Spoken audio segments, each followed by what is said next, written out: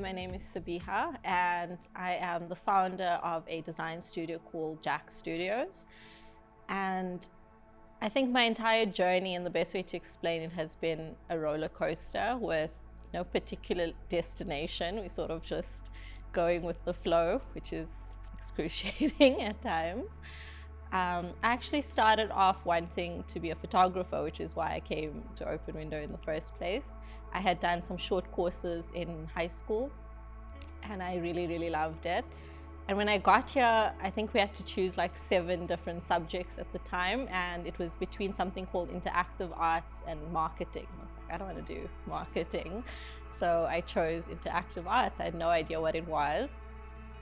Got into it, we did emojis, we did responsive websites, some really cool things that provided a lot of instant gratification. And I think at the time, photography was starting to stress me out because it went from being something fun to something very technical, and zooming in and seeing if it's blurred or whether the ISO was correct or not. And actually did an internship at what I would call a technology studio at the time, to actually see what it would be like to be a software designer and a software developer. And I really enjoyed it. I enjoyed the idea of building apps and actually having it in the hands of consumers, to actually be involved in seeing where technology was going to go. Because I think at the time, I think I still owned a BlackBerry. I don't know how popular mobile apps were in 2014.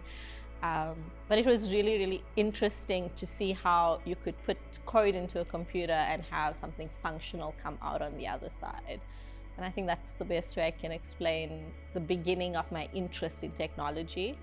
It was never really there as a child. I was more of the artist, sitting and painting and drawing and stressing my parents out that I wasn't going to become a doctor. But I think, somehow I found a path that still intrigued me, still keeps me very interested.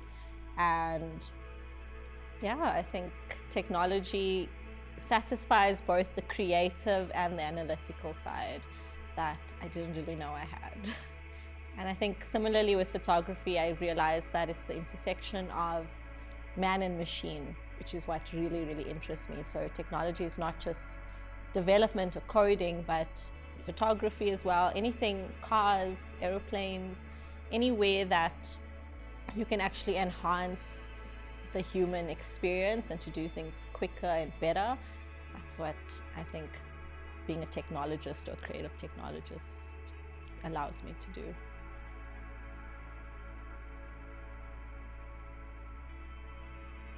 The most important characteristics and qualities to actually hone in on is your ability to listen without judgment, I would say. Because being a creative technologist is about problem solving, and it's about innovating and creating pieces of technology that can do things better or fix a problem. And before you can actually solution something, you need to be able to understand what the problem is and be able to define the problem. And more times than not, the problem is coming from humans. And that's probably why AI is not going to take over immediately, is because people can't properly explain what the problem is or what they're looking for. And the ability to have that conversation with a human, with a person, with a business, and actually understand what are the pain points, what are they trying to solve, what their behaviors are like, understanding the man and the machine. What do you need to be creating? How are they going to be using it? In which context? There's a lot of experience design that's involved in being a developer, in understanding the code that you're going to be creating or the solution you're going to be creating. So I would say the most important thing is to just learn how to define a problem, and that comes from listening.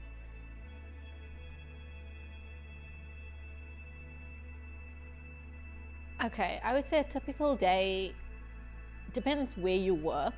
Firstly, I think understanding that there are different work environments, different projects for you to work on. I would always encourage you to start there and try different things before choosing a job, because that's going to determine what your day looks like. I can give you some examples from the different environments I've worked in. I would say the most intense, hectic, but also somewhat rewarding space was agency or studio, where you are working on multiple different projects for big and small clients, and you're actually getting to develop from start to finish. So one of the projects I worked on was a banking app, and we had a month to develop it in a new language that I didn't know. So I had to both learn the language and develop, which I spent about 16 hours every day at work. 20% of that in meetings, so talking to your team, talking to the client, sort of retros and reviews. The rest of the time you just heads down, earphones on, coding. Another environment I worked in was slightly more corporate, where things went at a much more human pace, I would say, because in much larger teams, much larger budgets. And there I was regarded more as a junior at the time. So you work with a senior and they sort of assign your tasks to you. There it's more of an 8-hour workday, but again, a very similar breakdown of I would say 80-20, where 20% you are going to get coffee downstairs, and then the rest of the time you're just, sitting on Stack Overflow, trying to understand what the problem is, testing out your code. And yeah, I think if that's something you vibe with, and you can definitely spend a lot of time in front of a computer.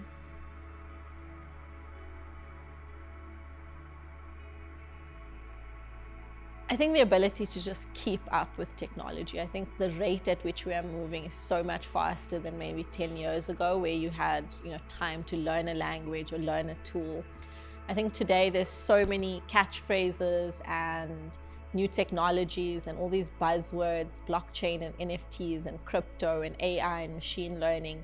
As a developer, it's very difficult to obviously know everything and be on top of everything. So the feeling of always being behind, I think, is a big challenge, along with imposter syndrome, where you're supposed to be an expert in almost everything at any given moment. And the ability to know what to focus on, when to focus on it, and what you actually want to do in the industry.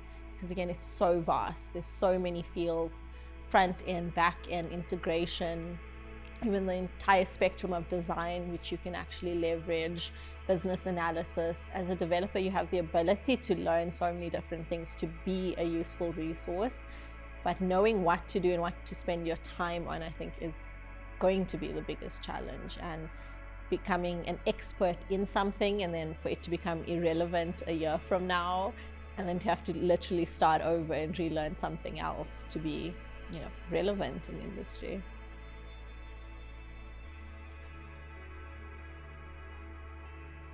Oh, I would say it's actually seeing the work you design and develop in the hands of humans, actually seeing it make a difference in the world. Some of the projects I've worked on is in sustainability, which is something that's very important to me. The one was actually having a reward system where every time you recycled, you got rewards, and you could use that to invest in stock. You could buy groceries, you could do quite a bit of things with that through the mobile app. And I think being able to have made that impact and to see it being used is something unmatched. It's not just, I think the difference with the other things that I've done, it's a lot of times it's being observed. So, comm design, having billboards, or your photography, a lot of times people are looking at it, but with technology, people are engaging with it. It's making a difference in their everyday lives. And it could be positive or negative, which is a whole other thing that I was super interested in, which is the effect of technology on our mental health. And I think the responsibility that comes with it is the risk and reward factor, where you're taking this risk, you're designing, you're developing this product, you don't know if it's going to make a difference, especially in the startup world, which is where I now specialize. I mean, it could be the next big thing, it could fail, and that's sort of the high that keeps you coming back for more, I guess. But I think with that's also the exciting thing, being on the other side, right, is receiving customer feedback, having people use something and say, listen, I don't like this, or this could be better, and to be able to make that improvement. It's not a piece of art, it's not something that was done and can never be changed. It's a living, breathing system that if you're there long enough on the product, you actually see the change you probably knew should have been there from the start, but there wasn't budget or time for. And a year later, you're like, wow, okay, I actually had an impact, and now a consumer is happier for it.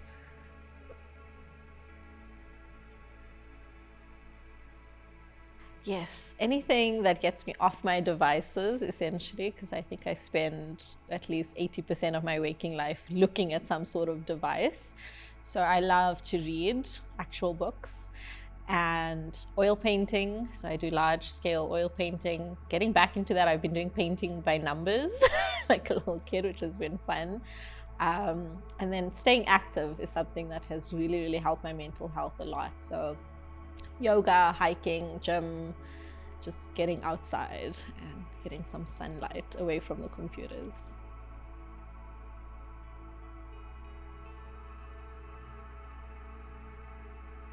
Definitely the most important ability to hone is being able to work with people. Like I said, listening was the first part, collaboration is the next, where I don't think you ever really work alone as a developer, even if you sit for 80% of your day in your little hole, essentially.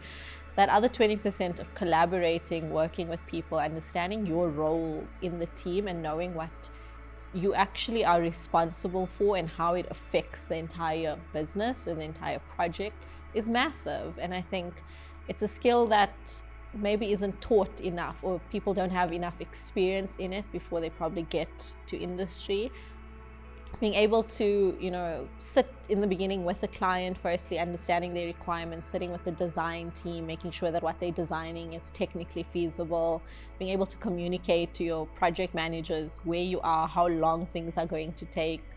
I think it's one of the biggest problems right now in industry. It's like time and effort. You sit there and you're like, I think I can do this, but I don't actually know if it's going to take 8 hours or it's going to take 80 hours to actually execute.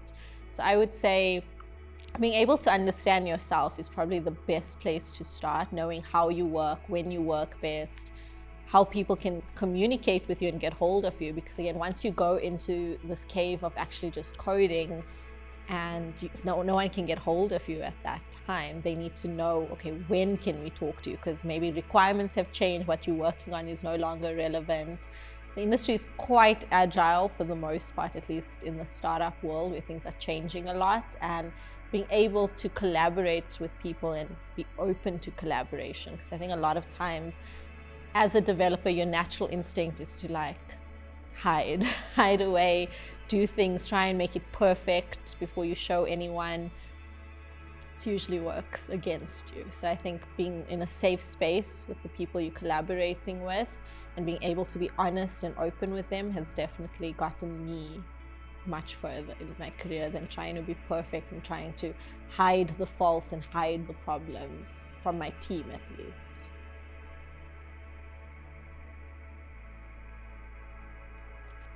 I think having empathy, thinking about the user, understanding their problems is a creative process. I wouldn't say they're entirely separate. I think what is separate is, again, the problem definition versus the creating of the problem. So designing the user experience and then executing on that design or that plan. That would be the two-step process that we do sort of use in my business currently, is the ability to sit with a client, sit with the user, understand what is the business model, what are we actually trying to achieve here, and creating. And it's an iterative creative process where you actually, in a very constrained environment, trying to come up with a solution that is technically feasible, that is doable within the time and budget, does meet business goals, meets user goals. That's probably the most creative thing, because you have to make stuff up a lot of the time.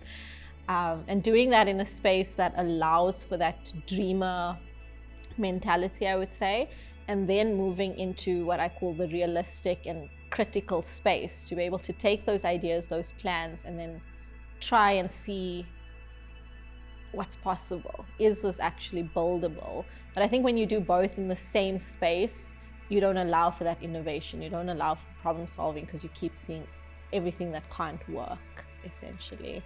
So yeah, I think there's a big trade-off a lot of times with what can be built in the time and budget and what's usable and what's the best experience. I don't think that's always the case, unfortunately. But as I said, if you stick around long enough, it will become important over time, and you will be able to see that come to life.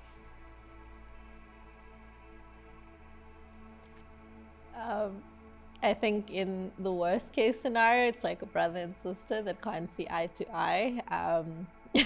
A lot of times they're looking at the same thing, but they're seeing it completely differently.